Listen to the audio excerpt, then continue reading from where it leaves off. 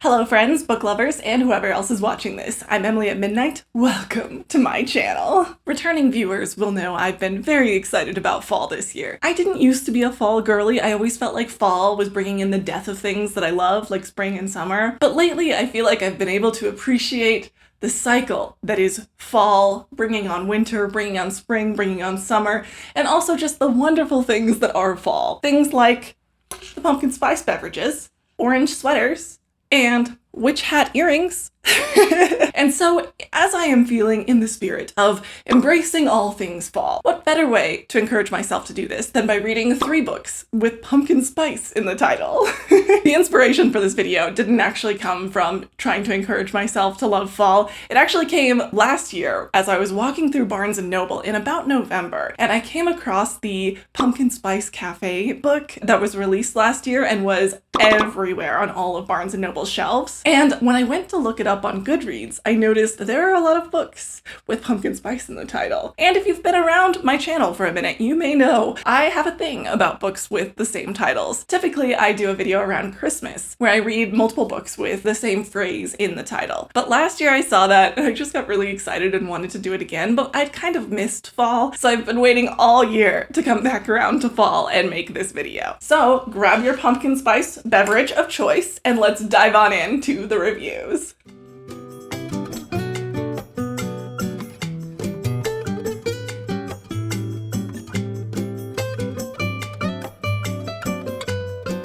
As I was scrolling through Goodreads to pick which pumpkin spice books I would be reading, it was a tough choice because a lot of them sounded vaguely similar. It seemed like there were a lot of books that were mystery-ish and a lot that were romance-ish. And then there was one called Seduced by the Pumpkin Spice Latte. I tried to read that one. Okay, I did. I swear to you I did. But I couldn't do it. I had to put it down. It's like 10 pages or something on Kindle Unlimited, so if you're curious, go ahead and check it out and tell me your thoughts, but it was too much for me. I couldn't do it. For starters, I thought the pumpkin spice latte was going to be an animate object, but it was inanimate, so this doesn't compare to Unhinged. So being seduced by the pumpkin spice latte isn't happening. I'm sorry about it. But what I did end up picking out of all of the options on Goodreads are as follows. Pumpkin Spice Peril by Jen McKinney, The Pumpkin Spice Cafe by Laurie Gilmore, and finally, Pumpkin Spice and Poltergeist by Allie K. Mulford and K.L. Morrison. I felt like this breakdown gave us some good options. We have the Pumpkin Spice Peril, which is a mystery. We have the Pumpkin Spice Cafe, which is a steamy romance. And then we have Pumpkin Spice and Poltergeist, which is something else entirely. I mean, it is a romance, I'll give you that. But there's whole other things happening there. So let's get into it. As I said, the first book that I read was Pumpkin Spice Peril by Jen McKinley. I want to say, I really wanted to like this book, but I can't even get that far. It wasn't that bad, okay? But it just didn't draw me in from the beginning, and it did some pushing me out from the beginning. Within the first few pages, maybe the first chapter, we get the bomb and adorbs, which are super dated slang terms at this point, and I feel bad because the book is probably from that era.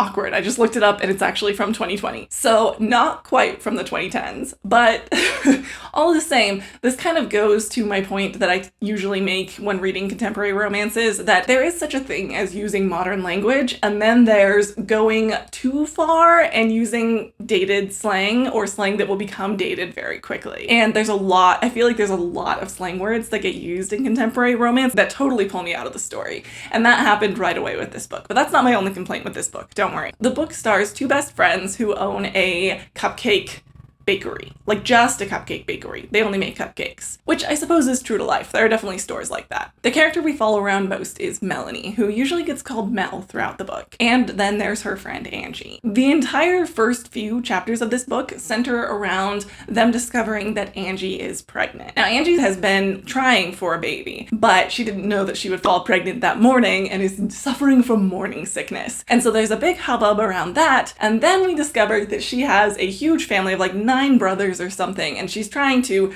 just keep it between her and her husband for a minute, but they have already figured out that she's pregnant. And these brothers are so annoying. They're so annoying to me. The author is trying to write a set of endearing characters, but it did not land for me. First off, the oldest brother, or one of them, I don't even remember, one of them discovers that she's pregnant by talking to the pharmacist where she bought the pregnancy test and getting out of her that she bought a pregnancy test, and then he decides she must be pregnant, which is crazy because I feel like a lot of adult women just buy pregnancy tests all throughout their lives without necessarily being pregnant. So that already pulled me out of it, but not only does he decide that she's pregnant based on that, but he calls up all of the brothers and they show up to her bakery unannounced, trying to control the situation, telling her what she has to eat, what she should drink now, that she should sit down, that she shouldn't be working, how they're going to take shifts taking care of her when she didn't ask for that. And like one of the brothers is like being super insistent that she'll name her baby after him. And this is all sibling antics, at least the naming banter,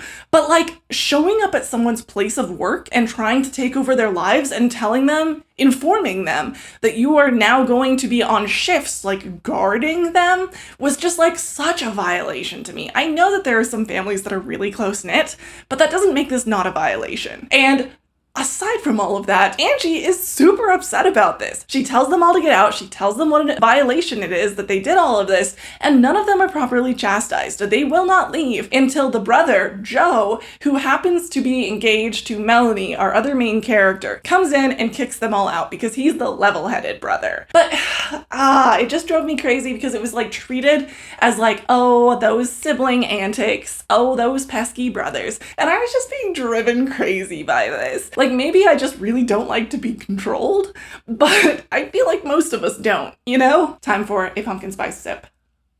Now, another reason why this is super frustrating to me is because this plot doesn't actually matter. The fact that Angie is pregnant, like, doesn't play into anything. And I didn't realize this when I picked up the book, but it's one in a series of mystery novels.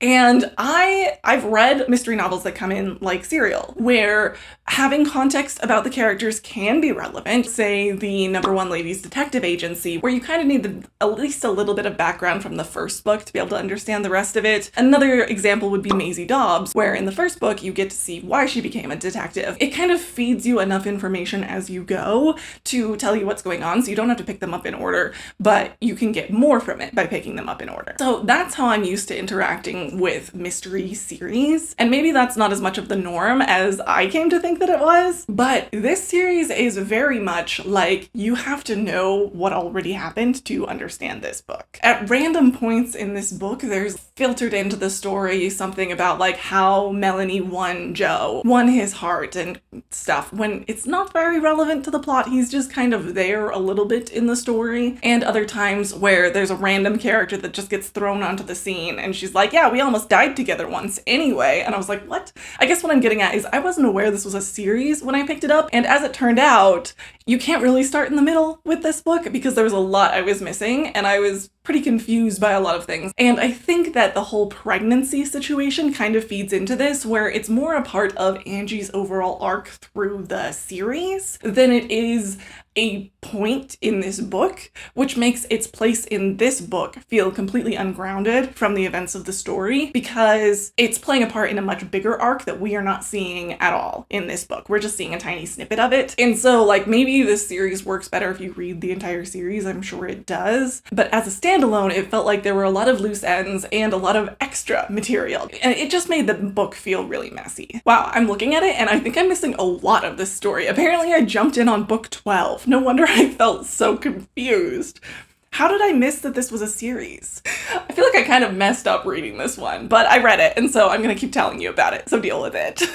Okay, so the plot of this book, I won't spoil the actual mystery of it, but the overall plot is they have a good friend who's an artist. She works with glass art and creates these phenomenal masterpieces. And lately she's been acting pretty unhinged, very paranoid, and very out of character. And nobody can quite figure out why, and nobody really believes it's as bad as it is until they experience her. And Mel experiences her. She gets a piece of a glass sculpture thrown at her and it shatters against the wall next to her. And her friend like looks her in the eye and accuses her of having an affair with her husband, which is just so wild to Melanie. She can't figure out where this is coming from. It's very out of character. And shortly after this, their friend, the artist, dies. It seems that she died from a heart attack and she had been overworking herself. And so a lot of people are content to leave it at that, even if they are saddened by her death. But the police are looking into it, and so is Melanie. Over the course of the book, we run into several other characters, including the artist's husband and this other artist from a neighboring community who does glasswork as well.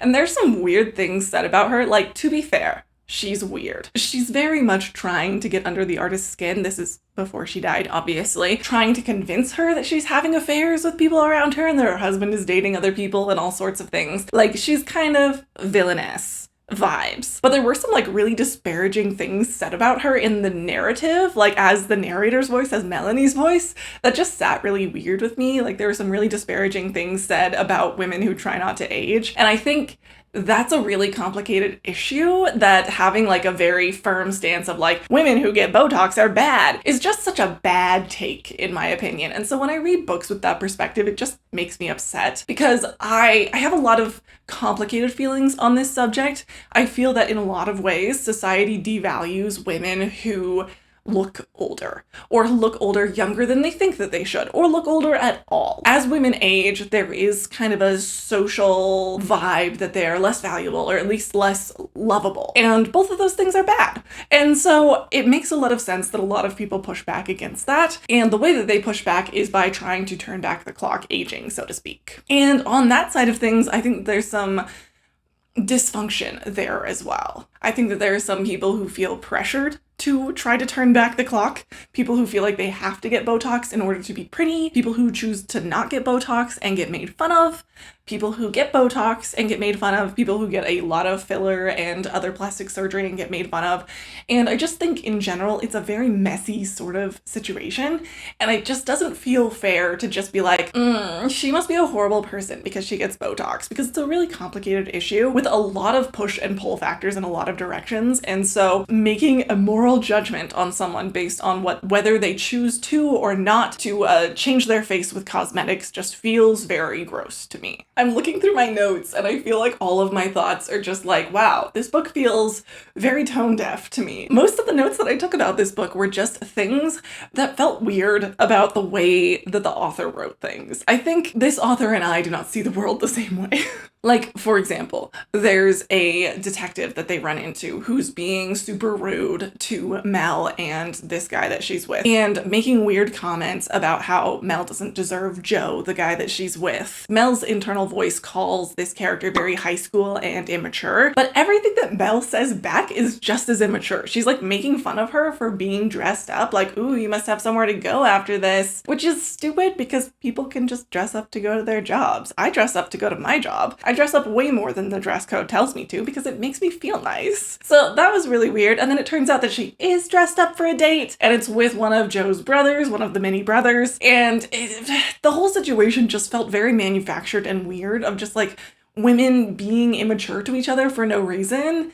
And Mel's internal voice was very condescending to the detective, as like the detective's the one being immature, and the entire conversation felt very pot meet kettle. I feel like if I go through all of my thoughts on why the narrative of this voice hit me weird, we'll be here all day. So maybe that will be the last of my thoughts. But ultimately, the mystery was pretty okay. It wasn't so out of the blue, the answer of the whodunit, you know? It wasn't so out of the blue that I couldn't follow it at all, but it didn't feel like we'd adequately been given all of the characters at the beginning to be able to try and guess it. It sort of was something that was given to us partway through and toward the end, which is fine. It's a thing you can do. It just didn't make it that interesting to me, I guess. The people that I was guessing between, it kind of felt like it couldn't be any of them, and it wasn't. All in all, this book just didn't super land for me. It's a book I read. I think I will give it a 2.5 stars on Storygraph and a 3-star on Goodreads. I think I'll round to 3, because it's not like it's a book that I think objectively shouldn't have been written. I just didn't think it was written well. It wasn't to my tastes, and it didn't really land with me. The mystery didn't super work for me, the characters didn't super work for me, and I was jumping into the middle of a series without knowing it, and so it's just sort of a bust of an experience. So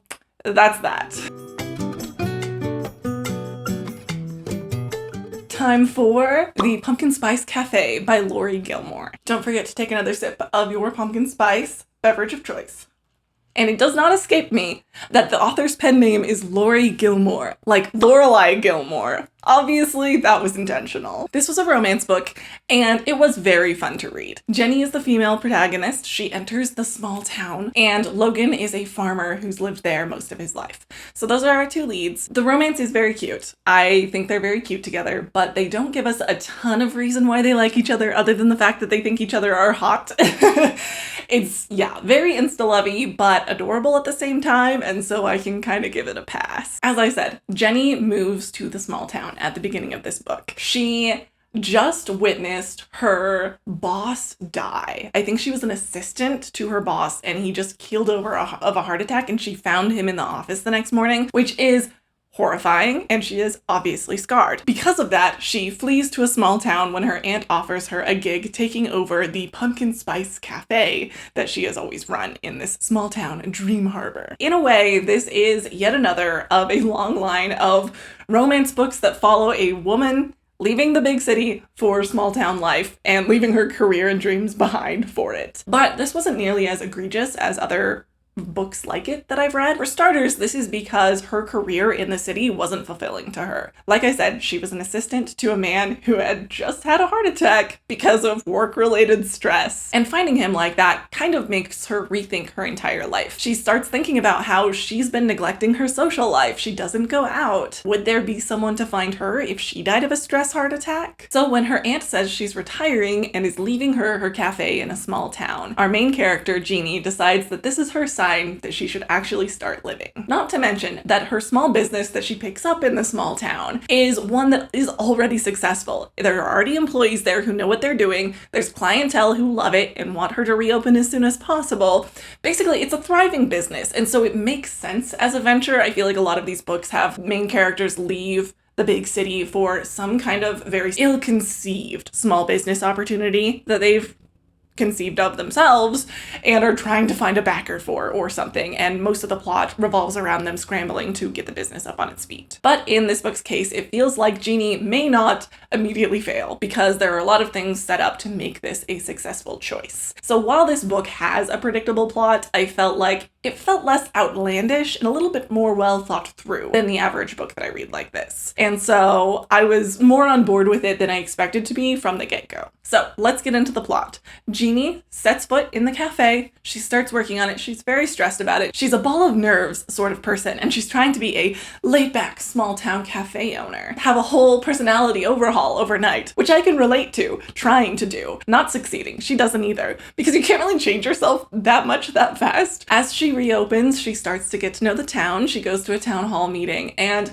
to be honest, I'm not that big of a small town person myself, but the way that this small town was described was incredibly charming. Like, I would absolutely read another book in this series. The characters were just interesting and funny and stupid in the best ways. I don't know, the quirkiness of it really got to me because they felt quirky but also real in the way that humans are all quirky and also real. Very flawed, but interesting. I don't know if I'm explaining this at all, but basically what I'm trying to say is the author did a good job with this town, and it's a good thing because they wrote a series in this town. It's interesting enough that I will probably read at least one more book in this town.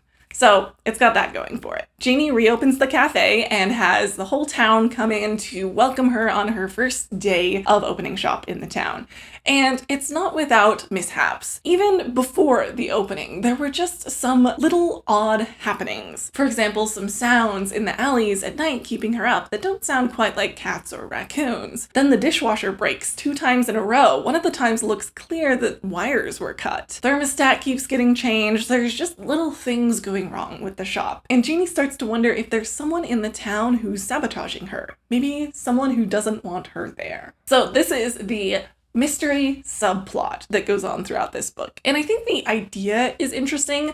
This particular plot, I think, was the least well executed part of the book. I've read books where the A plot is romance and the B plot is mystery, done much better than this. And I want to figure out how to explain why it wasn't done well. Well, first off, the person behind the mystery is the first person you guess that it is, and there isn't a whole lot of obfuscating going on. The characters are like, oh, it could be this person, or it could be this person, and none of them make any sense, and you as a reader know who it is from start to finish, and there's never a moment that you think it's someone else. Or maybe that's just me, but that was my experience reading it. And so I was confused why we were spending so much time on this mystery that wasn't getting the proper attention from the author to be written with tension. I don't know if this is fair to say, but it kind of felt like the author didn't know what to write as a B plot, and so they threw in a mystery last minute without the kind of care that are typically put behind mystery plots. I just kept forgetting that there was a B plot, and every time it was brought back to my attention, I knew exactly what was happening, and so then I would forget about it again because I knew who was doing it. It didn't provide additional tension or context for the story in the way that a B plot usually does in romances. I won't spoil specific things about this book, but I will spoil a plot trajectory that I think most of you will thank me for. It's clear from the beginning to me that there's going to be a third act misunderstanding and breakup, and there is. And it's done kind of frustratingly too, because it is really predictable. And in fact, even the main character thinks about the exact thing that causes the misunderstanding right before it causes the misunderstanding. And it feels like one of those moments where it's like, oh, she realizes this is going to be a thing, so she's going to resolve it and not let it be a thing, but she doesn't, and it's a thing. I get really frustrated with miscommunication tropes if they're not done impeccably well. And this was kind of just a classic. It was a classic miscommunication trope. I don't mind third act breakups if they're done well. And again, it was middling at best. But somehow that didn't really ruin the book for me. I really enjoyed the book. It wasn't like my favorite book ever written, but it was really fun to read. The author of this book was very talented. I felt sucked in from the beginning. And so despite some of the structure issues that I had with it, the voice kept me going. And ultimately, that's a lot of what I look for in romance books. Obviously, I have these critiques about how the plot is laid out, but when it comes to my personal enjoyment as I'm reading it, when I look back on it later, I'll think about the plot, but as I'm reading it, I'm thinking about the voice and how much fun I'm having listening to the author talk. And Laurie Gilmore did a great job on that front. This is a spicy romance book in that it includes sex scenes. It's really not that spicy. It's not crazy explicit in the sex scenes. And there's like one in the middle of the book and then just two at the end. So it really wasn't an overwhelming part of the book, which is why I definitely still categorize it as a romance novel rather than a smut book. Smut is where the plot is just propping up the sex scenes. And romance has plot first and sometimes can include sexy scenes. But that being said, if I never read the phrase sweet thighs ever again, it will be too soon. One more thing about it, toward the end of the book, I found myself looking around being like, oh, we're still going? Because it did continue a little bit after I thought the plot was done. And it was basically a prolonged promo for the next book in the series, which you can feel how you feel about it. It was just kind of a weird choice, in my opinion. You can already tell who the next romance was going to be about, and so I felt like the story itself was a promo for the rest of the series, so doing that at the end of this book just felt a little out of place to me. But after that, we do get an epilogue, and I really liked how they did this. Most romance books, I feel, just jump ahead with the romance, like 2, maybe 3 years to an engagement or a wedding day, just something that thematically shows they are happy, here you go wedding, or here you go baby, or something. And this book didn't do that. It just moved ahead a couple of weeks or months or something and showed them being happy together. I really appreciated that. I know the reason why Laurie Gilmore did this because I can tell that the next romance book is going to pick up right away. And so jumping ahead a long time would spoil some of the details that she's going to fill out in her next book as far as the other characters are concerned. But I still really appreciated this because I know thematically why people tend to end books with marriages all of the time. It's a symbol, right? We love to use symbols in our writing, and marriage is a great one, you know? It feels very like end of story, walking away into the sunset, they're happy, they're together. this is a solid thing that you can hold on to. But after it's done as many times as it is in these books, it starts to feel a little cliche. And to me, it honestly feels like the author isn't thinking that hard about the characters, and they're just trying to be like, boom, ending, here you go. Rather than writing a scene that really shows their personalities come out and just like show you them being happy. And so I appreciated that she didn't fall back on a trope to be like, look, they're happy, but instead showed us them being happy. The thing about this book is I feel like I have more criticisms than anything for it, but I did actually really enjoy it. It got me into the fall mood and I had a great time reading it, which is really exactly what I was looking for. So for that, I'm giving it a 3.5 stars on Storygraph and rounding up to 4 on Goodreads. Actually, I think I'll give it a 3.75 stars on Storygraph because I really did enjoy it and will probably keep reading, even if I did have as many criticisms as I clearly did for the book. Obligatory pumpkin spice interlude.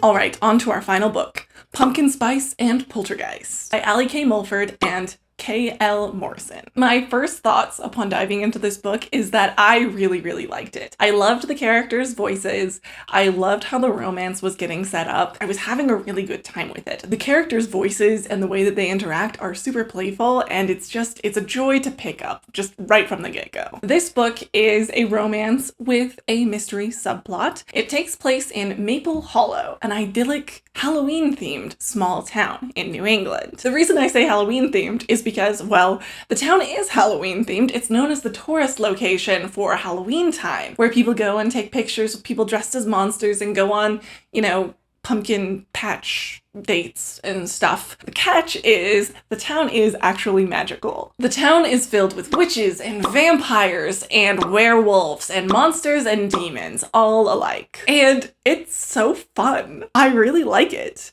If you know me, if you've been around my channel for a while, you know I love me some campy vampires. And while the vampires don't play a big role in this book, there do be some campy Halloween mystical creature stuff, which works for me, I'm right here with it. Now, because they market themselves as a Halloween-themed town, tourists tend to think they're in on the joke of everyone dressing up as magical creatures rather than actually being them. And so one of our main characters is a witch. Her name is Jordan, and she runs the apothecary shop that people think is almost like a costume shop where you can buy silly little elixirs, but actually they sell magical tinctures there. Our other main character is Harlow, who is a notorious screw-up in her family. She tends to make a mistake, do something sloppy, and then just run away and try something new. So she's had dozens of jobs, and everyone in her family kind of views her as irresponsible and a screw up. I mean, she was written really well because I really feel like I was looking at a real person and identifying real problems. Like, it feels like she's been told so much that she's a screw up anytime she makes a mistake that she started to internalize that. And to be able to pull that off in writing is very impressive. So I'm giving these authors total props for that. As for the romance, it was super adorable. Honestly, it felt like it should have been insta-lovey because they fall for each other so fast and are super enamored with each other. But it doesn't feel like insta-love. And that's because they have very specific things that they like about each other. And they're pursuing each other for reasons related to that. And it's not just that each other's hotness. Jordan really likes how Harlow is quirky and silly, and basically just that she doesn't take things that seriously. She does take some things seriously in the way that we all take things seriously, but she has a very lighthearted attitude and is quite cheerful. Jordan is a little bit more reserved and has a harder time interacting with people, and she sees the way that Harlow is extroverted and also very brave in interacting with things because she's come to stay with her sister in Maple Hollow. And one of the first things her sister tells her about Maple Hollow is that magic is real. And so these magical creatures that she sees and monsters and stuff are actual monsters. They're not wearing Halloween makeup. She is a little bit freaked out by this, but she's super brave in approaching it. She's like, okay, I guess I'll just deal, and shakes the mayor's hand, who's like a Frankenstein. And so all of these things that most people are really freaked out about, she just powers through. It's not like she isn't freaked out, but she's like, okay, I'll figure out how to make this work. That's something that Jordan really admires about her. And Harlow has a lot of things she admires about Jordan as well. She thinks she's very calm and thoughtful. The way that she takes care of people is something she appreciates. Plus, she really likes to make the reserved girl smile. The B plot of this book is really hilarious. So this book is similar to the last book in that it is a romance book first with a mystery B plot. And I wonder if what makes this one work so well is that the B plot is really tied into the A plot. You can't have the romance without the other aspects of the plot. Whereas in the last book, I feel like you could have substituted out the mystery B plot with anything else and the book would have been the same. But in this book, the B plot is hilarious. So Jordan, at the very beginning of the book, gets drunk and does a summoning circle of her ex-girlfriend who died and summons her from the dead. You see, she never really felt like she got the chance to say goodbye or have closure because her ex died a little while after they broke up and their relationship hadn't ended with very much closure to begin with. So she summons her spirit. Her ex is like, "What? You summoned me here for why? Are you drunk? What is happening?" And it's hilarious. So after the conversation is over, Jordan disturbs the salt circle trying to send Lou, her ex-girlfriend, back, but Lou doesn't disappear. She's still there. And Jordan realizes she's messed up royally. Lou asks her specifically, "What did you say when you were summoning me?" "Oh, I felt like I couldn't move on. And so I wanted to talk to you to help that happen." And Lou's like, "Did you summon me here under the pretext that I had to help you move on from me? Are you kidding me?" And so Lou decides the only way that she can go back to the other world where she was, the realm of spirits or whatever, she has to help Jordan move on with someone else. Which is hilarious. And so when Harlow bursts into the apothecary to get more herbs for the pumpkin spice lattes at the cafe down the street where she works with her sister, a ghost, a poltergeist, one might say, pumpkin spice and poltergeist, Lou starts pulling strings, starts dropping vials and doing various things to get Harlow to stay and chat with Jordan. And it's so awkward. It's so funny. You're in both girls' heads throughout the story. You're in Jordan's head and in Harlow's head. And Jordan can see Lou the entire time and is like telling her off, being like, "Stop doing that," and like glaring at her. Harlow cannot see Lou. And it's like really disturbed that Jordan keeps like glaring off at the side and like whispering things under her breath. It's such a funny theme throughout this book, as Jordan is trying really hard to keep under wraps that she summoned a spirit, and one of the members of her witch coven, her roommate and the other girl who runs the apothecary with her, Iris, is like freaking out that she did this because the longer a spirit stays on this side, apparently, the more likely they are to become a malevolent spirit or a poltergeist. And, well, Lou's stuck right now, and so they gotta figure out how to send her back. So they're trying multiple ways at once because Jordan thinks it's silly and weird that she would need to move on to get her ex to go back because she's got her ex watching her on all of these very adorable dates, I might say. And so surely there's another way to send her back, right? So they're looking into all of these other spells that might be able to send her back, and they're also looking into her death because Lou doesn't remember anything about how she died, which feels a little bit mysterious to Jordan. She's wondering if maybe there's something to that. She doesn't think that ghosts forget how they die that often. Editing Emily here. I wanted to pop in and add a quick note here. I think this would have been an excellent time for Jordan to bring in the coven. She has this question about if ghosts typically remember whether or not they die. It seems like an answer she could have access to. And we do see references to the coven throughout the book, but we don't see them at all until basically the very last scene, and we get a lot of world building of the town and we see random members of other sects, but we don't see the witches' coven. And I think that would have been a really fun world building choice, especially since I imagine later books that come in this series will focus on other magical groups, so this is kind of our main witch book, so it would have been fun to see more of the witches. And this book was just really fun. Like, I feel like we had a lot of build up to trying to figure out what happened with Lou's death, and the resolution of it came a little bit faster and slightly less warranted than I had hoped for, but it wasn't so much that it was disappointing. It was just different, didn't quite meet my expectations. And the romance is just so cute. They're so cute together. There is some miscommunication going on and there's a breakup, but it all makes a lot of sense. It doesn't feel like it's over things that could have been easily explained, because how do you explain that you summoned your ex's ghost and that she's the one setting you up on a date with this girl? And how do you convince her that you do actually like her after she finds out that your X was the one who set you up and you're just doing this to send her back. I think I might have revealed too much of the story there, I'm sorry. But I didn't reveal anything about the mystery, or about their makeup, or about much of their relationship. So you can go read that and enjoy it anyway. Pacing-wise, I think my main critique would just be that it felt a little bit short. And that especially comes to like the ending. I felt like it was wrapped up a little bit faster than I would expect. And then to complement that, there were 2 epilogues, which I feel like they're not both technically epilogues, but they both serve the purpose of epilogues. One of them is them getting engaged, and then the other one is them getting married. And it felt a little bit like double duty. And I think the marriage one was prettier. And so I would have just left it with that one. As an editor, I would have suggested to cut the engagement and just kind of have one of them be fondly thinking back on how it happened in the marriage ceremony. But yeah, with feeling like the wrap up of the plot happened really quickly, and then there being more epilogue than we needed, kind of double the amount of epilogue, I feel like that space could have been better used in the wind down and resolution of the plot. Those are really my only notes on the book. I really enjoyed it. It was a good time, you know? I really liked the characters. I thought the story was interesting. I'm definitely going to be reading more books in Maple Hollow because it's silly and it's fun, you know? And I love that sort of thing. I go back and forth on what to rate this book. I know I'm giving it a 4.5 on Storygraph, but I can't decide between a 4 or 5 for Goodreads because this book wasn't like earth-shatteringly good. It wasn't like one of my favorite books I've ever written, but it is definitely one I'll recommend to people because that whole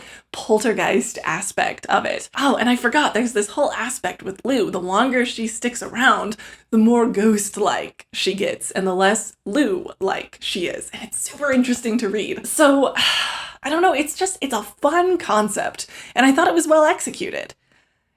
Is that all we ask for a 5-star? I really hate that Goodreads won't let me give things half stars because a 4.5 is just a perfect rating for this book. I think I will stick with a 4 stars on Goodreads just because I don't feel like it really landed itself on my favorites list. It didn't distinguish itself quite that much, but I really, really enjoyed reading it. It definitely lived up to the promises that it gave me. Join with me in one more sip of the pumpkin spice drinks.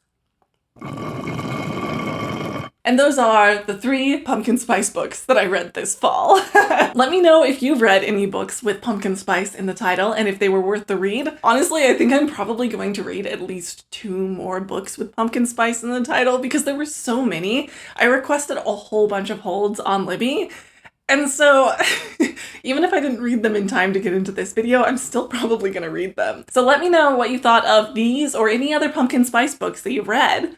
And then I can know if they're worth my time or not. I've really become a big fan of themed books, especially themed romances or themed mysteries. Like, why not? Why not get into the fall season by reading books with pumpkin spice in the title? Why not get into the Christmas season by reading Christmas romances? What's to stop you? Why not have more joy in your life? If you like this video, please give it a like and consider subscribing and sticking around because I do a lot of chaotic, fun, bookish things on my channel. I've been getting into horror books, and so if you want to see me read We Used to Live Here by either Daniel Hurst or Marcus Cleaver, because I read the wrong one first and ended up reviewing both of them, go check those videos out. I'll have at least one of them linked up in that corner. I also review fantasy books and literary fiction, romance. What else do I read? Sci-fi? Have I discussed sci-fi on my channel? I don't know if I have. Let me know if you'd be interested to hear my thoughts on sci-fi books, because I have a whole shelf of them. I know I've at least talked about Murderbot. I really enjoyed it. It's a great series. I talk about all these things on my channel, so stick around if you want to see more of this chaos. I've got to start having better visual aids in my videos. I keep just having the books on my phone. But alas. Have a wonderful day. Treat people with respect and pick up a book.